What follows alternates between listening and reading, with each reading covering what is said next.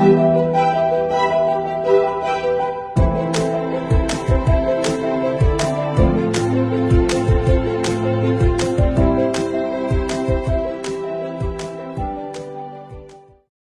everybody, today we will talk about the issues in the Hasbro Interactive case and give some recommendations to mitigate the problems. First, we will look at the people involved in this case.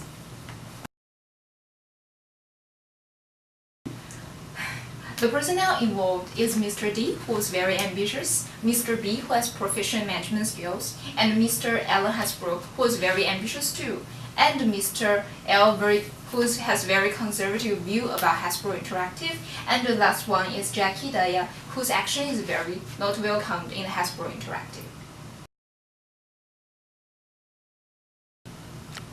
There is a summary of the conflicts from Hasbro Interactive, but there are two highlights about Hasbro Interactive. One is that other business has criticized that Mr. D was not concerned about financial information. This argument brings following conflicts around the financial system revolution. Another conflict is that Mr. V took a very conservative view, while Mr. D was confident in the potential of Hasbro Interactive. Eventually, Mr. D was forced to leave Hasbro. We believe that the negative impacts of conflicts, including reduction in information processing and deterioration in teamwork and team performance, which caused the fall of Hasbro Interactive. The social context between Hasbro Interactive and Hasbro is very different, that conflicts are inevitable.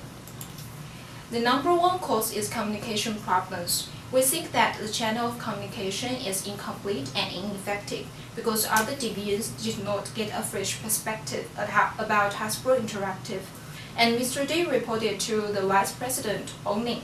In addition, some people's worries about risks in the 1 billion revenue target were simply ignored. We think that this also shows ineffective communication. The number two cause is structure. Since people in different divisions and roles have very different targets to achieve, sometimes conflicts of interest can appear in this kind of situation. Obviously, conflicts about Mr. D and other business heads are under this category. The number three cause is interpersonal issues. Since Mr. D is very aggressive and intuitive, this personality can negatively aggregate the conflicts. Our recommendations have different targets to achieve. To reduce misunderstandings, we propose that no independent reporting structure is allowed, and some after-work social events would help different divisions to gain more understandings about each other. Also, communication skills trainings can reduce interpersonal issues. To solve structure problems, we advise that a standardized financial system and a standardized rewarding system should be established to reduce conflicts of interest among different divisions.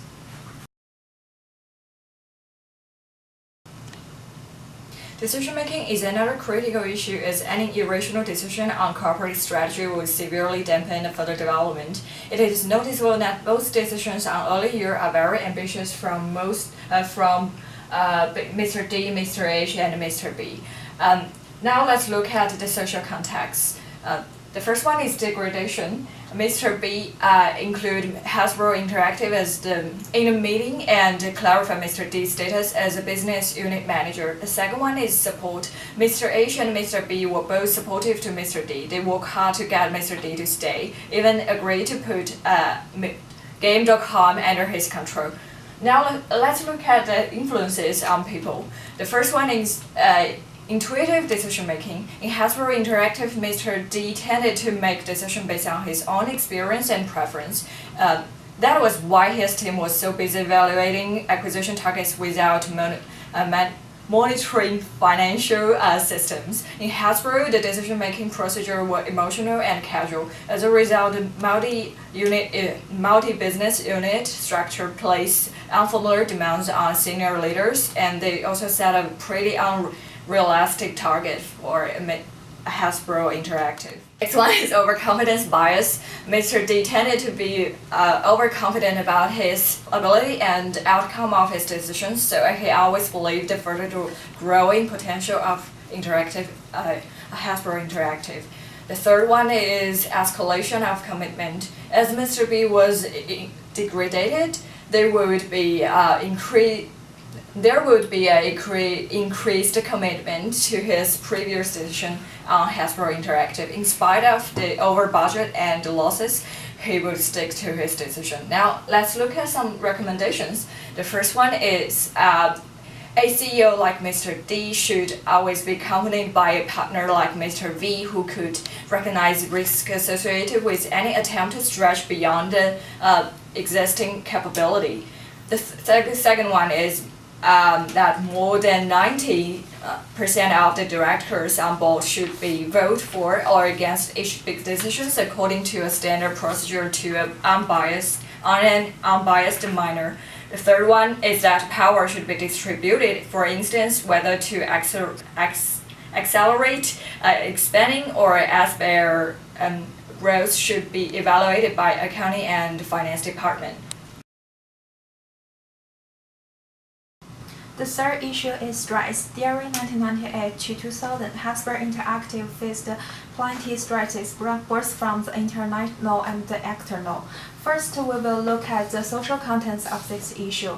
After the company achieved considerable success in 1997, the corporate officials urged Hasbro Interactive to create a milestone of 200 million revenues in 1998, and this target was upgraded to receive 1 billion revenue within 3 years in the beginning of 1999. In order to achieve the 1 billion revenue target, Mr.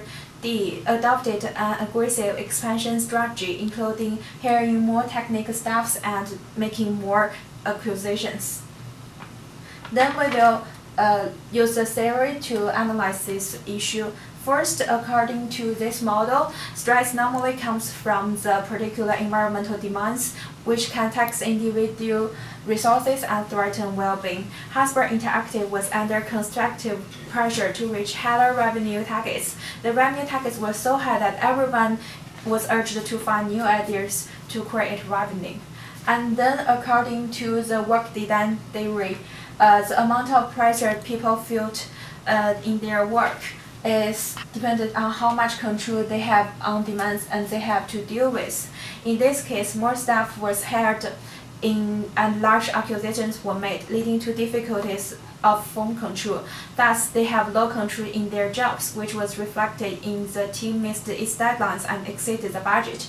As people start to lose confidence of this company, employees tend to suffer more stresses. So we give 2 recommendations. The first one is making consultations with employees to adjust plans, and the second one is companies should offer more entertainment facilities.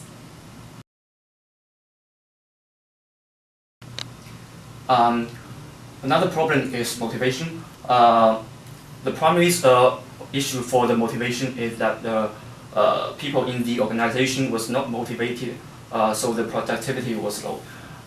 When it comes to the social context, the first one is aggressive revenue targets, which was previously mentioned, and the second one is that the job market was so competitive that the company could not hire product developers.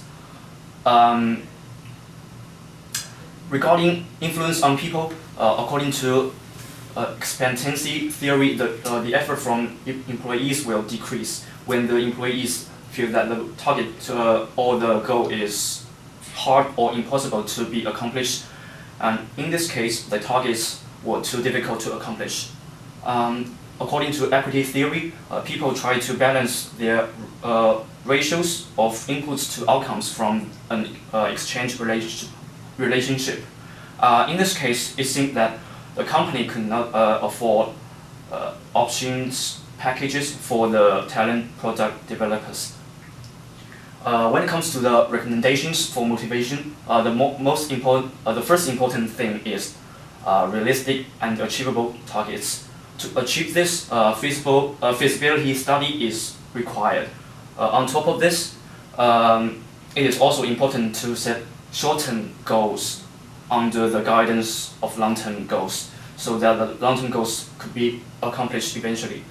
The second important thing is that to be generous to offer appropriate bonus, promotions, and other benefits when necessary.